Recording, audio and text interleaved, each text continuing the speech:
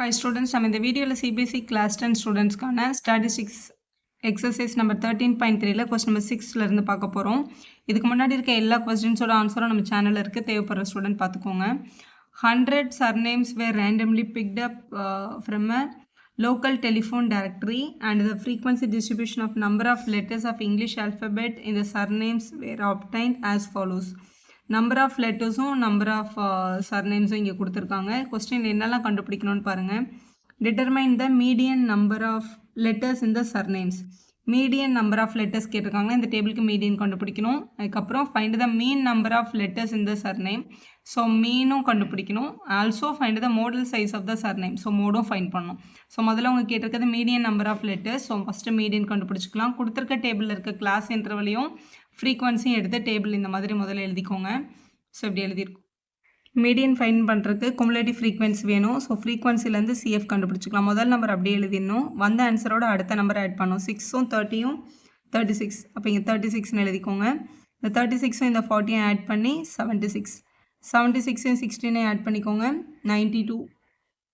92ம் 4ம் add பண்ணிக்கலாம். 96ம் இந்த 4யும் add பண்ணும்போது 100. அவங்க வந்து 100 சர்நேம்ஸ் கொடுத்துருந்ததா முதலே மென்ஷன் பண்ணியிருந்தாங்க. சமேஷன் எஃப்பும் இந்த கடைசி பாக்ஸும் ஒரே மாதிரி தான் வரணும். இதை தான் நம்ம என்னு எடுத்துக்கணும் எப்போவுமே. ஸோ மீடியனை பொறுத்த வரைக்கும் முதல் ஸ்டெப் n/2 கண்டுபிடிக்கணும். n/2 அப்படின்றது 100/2. நம்மளுக்கு வேல்யூ வந்து 15 கிடச்சிருக்கு. ஸோ 50 அப்படின்ற நம்பர் நம்ம டேபிளில் எந்த ரெண்டு நம்பருக்கு நடுவில் CFல வருதுன்னு பார்க்கணும். 50ன்றது 36க்கும் 76க்கும் நடுவில் வரும். ஸோ இதில் பிக் நம்பர் வந்து 76 தான். ஸோ அவங்கள தான் நீங்கள் என்னென்னு செலக்ட் பண்ணிக்கணும், மீடியன் கிளாஸ் அப்படின்னு செலக்ட் பண்ணணும். மீடியன் கிளாஸில் வர்ற இந்த லோவர் லிமிட் தான் L. இதான் உங்களோட L. எஃப்பில் வர்ற நம்பர் தான் F. இதான் உங்களோட ஃப்ரீக்வன்சி. CF மட்டும் முன்னாடி பாக்ஸ்லேருந்து எடுக்கணும். ஏன்னா நம்மளோட ஃபார்முலாவில் n/2 - CF அப்படின்னு கிடைக்கும். ஸோ இதான் நம்ம பேசிக் ஃபார்முலா. L வந்து கொஸ்டினில் இந்த முதல் நம்பர் 7 இருக்குது. ஸோ 7 ப்ளஸ் n/2 நம்ம ஆல்ரெடி கண்டுபிடிச்சிட்டோம் 50. இந்த CF வந்து n/2 விட சின்ன நம்பராக இருக்கணும். n/2 இங்கே லைஸ் ஆகுதுன்னு பார்த்தோம். அதை விட சின்ன நம்பர் தான் CF. அதனால் 36 எடுத்துருக்கணும். பை F வேல்யூ அதே மீடியன் கிளாஸில் இருக்க சென்டர் நம்பர் 40. ஹெச்ன்றது கிளாஸோட சைஸ் 1 to 4, 4 to 7னா 3 3 கேப்பில் இருக்க எல்லா நம்பர்ஸும் அப்போ இங்கே மல்டிபிள் பை 3 தான் நீங்கள் அப்ளை பண்ணணும். ஸோ இது 7 ப்ளஸ் இதை மைனஸ் பண்ணிக்கலாம். ஸோ மைனஸ் பண்ணால் நமக்கு 14 டிவைடட் பை 40. இங்கே ஒரு மல்டிபிள் பை 3ன்னு கிடச்சிருக்கு. ஸோ இவங்க ரெண்டு பேரையும் மல்டிபிள் பண்ணிக்கலாம். 42 கிடைக்கும் மேலே. ஸோ 7 ப்ளஸ் 42 டிவைடட் பை 40 அப்படின்னு கிடச்சிருக்கு. ஸோ ரெண்டுத்தையும் டிவைட் பண்ணிக்கலாம். நீங்கள் 4ல் டிவைட் பண்ணிட்டு அதுக்கப்புறம் 0 யூஸ் பண்ணி பாயிண்ட்டை கூட தள்ளி வைக்கலாம். எப்படி வச்சாலும் ஒரே ஆன்சர் தான் வரும். 7 ப்ளஸ் 1.05 கிடைக்குது. ஸோ ரெண்டுத்தையும் ஆட் பண்ணிட்டோம்னா 8.05 அப்படின்றது தான் உங்களோட median number of letters.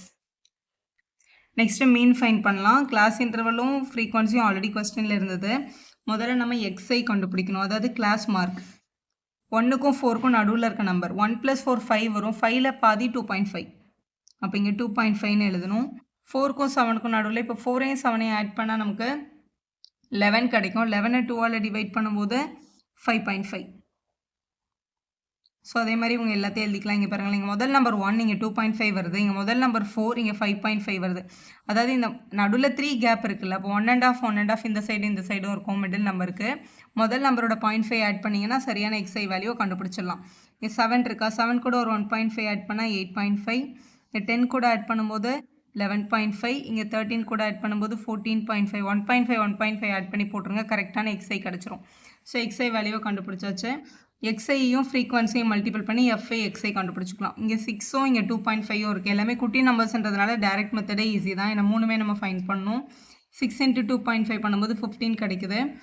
30யும் 5.5யும் multiple பண்ணும்போது 165ன்ற நம்பர் கிடைக்குது. 40யும் 8.5யும் இல்லை 85 × 4 கூட நம்ம பண்ணலாம். ஸோ 340 கிடைக்குது. ஸோ இங்கே 340ன்னு எடுத்துக்கலாம். 11.5யும் 16ஐயும் மல்டிபிள் பண்ணும்போது 184 கிடச்சிருக்கு. 4 × 14.5 மல்டிபிள் பண்ணால் 58 கிடைக்கும். 4 × 17.5 மல்டிபிள் பண்ணும்போது 17ன்ற டேர்ம் கிடைக்குது.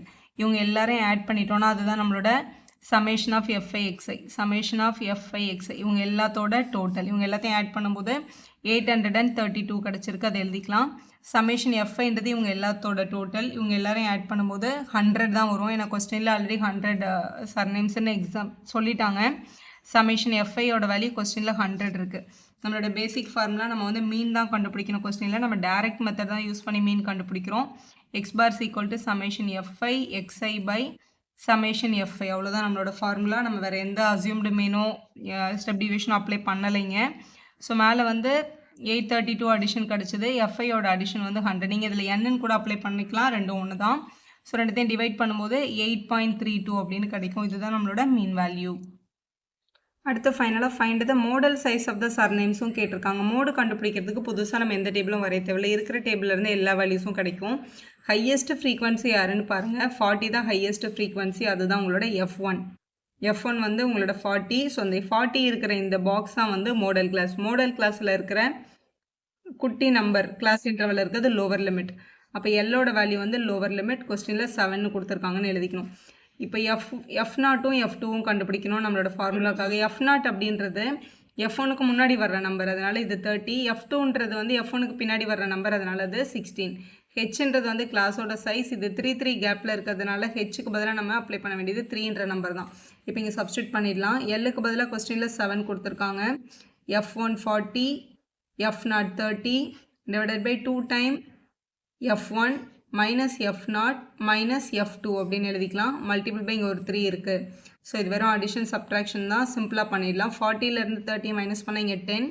மேலே இங்கே ஒரு மல்டிபிள் பை 3 இருக்குது, அதை இங்கே எழுதிக்கோங்க. டிவைடட் பை கீழே 2ம் 40யும் 80 ஆகிருக்கும். இவங்க ரெண்டு பேருமே மைனஸில் இருக்கிறதுனால ஆட் பண்ணி மைனஸ் சைன் போட்டுக்கணும். ஸோ எழுதிட்டோம். இது 7 ப்ளஸ் இங்கே வந்து 30 டிவைடட் பை 80ல் 46 மைனஸ் பண்ணியிருக்கணும், 34 கிடைக்கும்.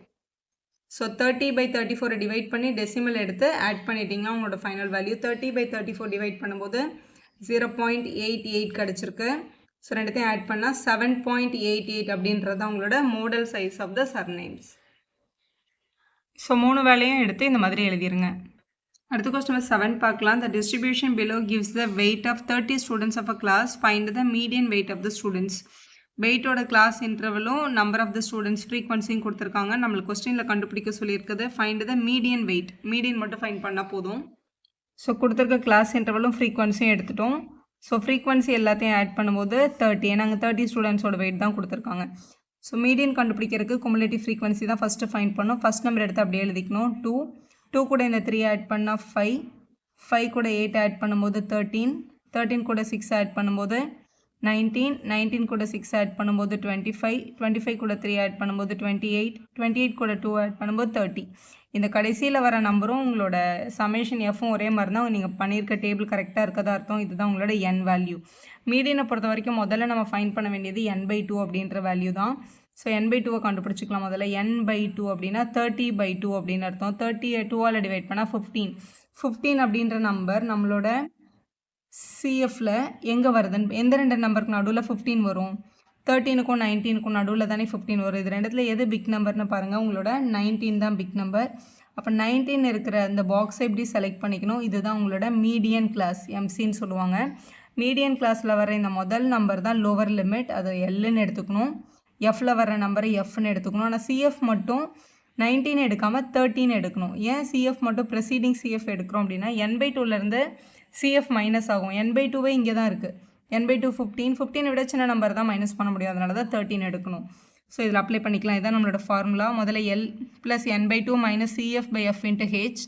இதில் எல்லுக்கு பதிலாக கொஸ்டினில் 55 இருக்குது. ப்ளஸ் n/2 நம்ம ஆல்ரெடி இங்கே 15 ஃபைண்ட் பண்ணியிருக்கோம்.